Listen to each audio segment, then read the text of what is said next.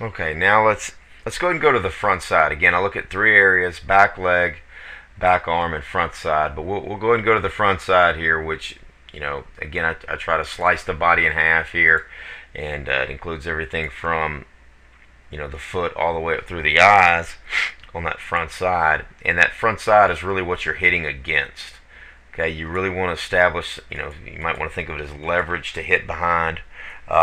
But that really sets up your transfer, your ability to crack the whip and to hit behind that front side. If you got the front side, if you're flying open or the head's coming forward, you kind of think of that front side as kind of, you're breaking down your front side. You got a weak front side. Okay.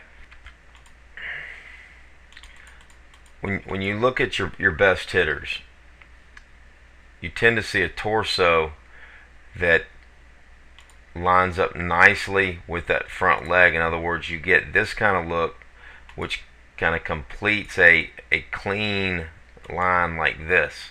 Okay, and you can see Zach on these swings, especially this, it really kept the head back well on this one.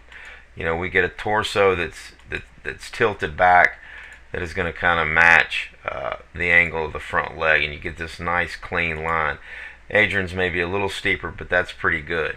This one you also get it, again, this one not quite as tilted, but it's still a nice clean line.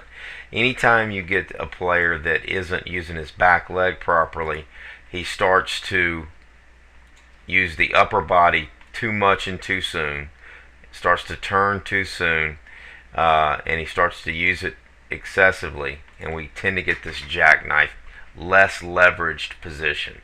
One way to look at it would be who would win in the tug of war here, this position or that position. Okay, and we want this, and this is the real thing that you look at.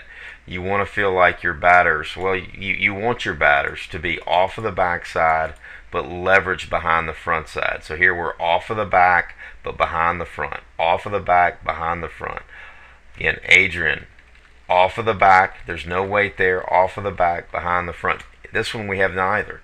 We're neither off of the back, and we don't have that leveraged position to where the body has tilt or leverage to it. And again, this is created by a back leg that doesn't contribute and an upper body that's forced to do too much too soon. Okay. So as we look at the specifics of the front leg, again, as I was talking about, we kind of led into this with the activity on the front leg and how we want the back leg to control the feet. Zach, again, a little high with the foot, and he tends to kind of turn open just a little bit.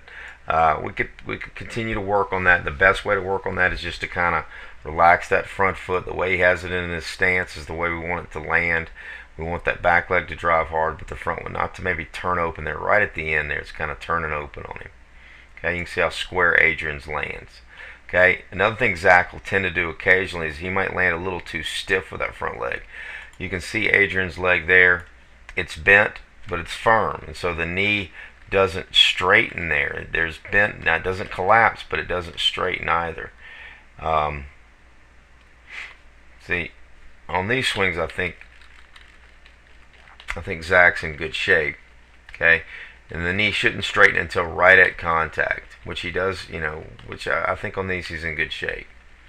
You can see this other one. It goes into very much premature extension. And that's just real common in the spinners. That's what they look like, kind of a, for Mike, that's a reverse pivot in golf. Reverse pivot right there is exactly what you get.